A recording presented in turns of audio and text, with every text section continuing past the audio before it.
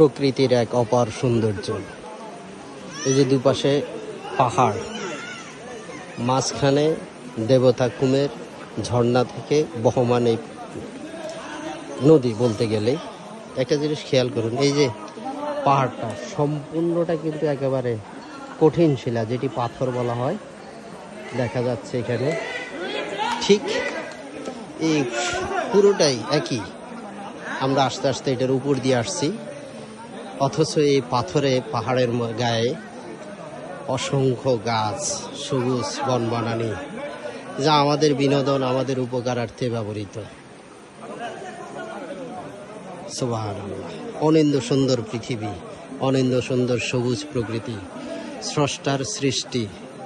প্রশংসা যতই করা যায়, কোনো অংশে কিন্তু সম্ভব নয় পুরোপুরি শুকরিয়া আদায় করা। সুবহানাল্লাহ।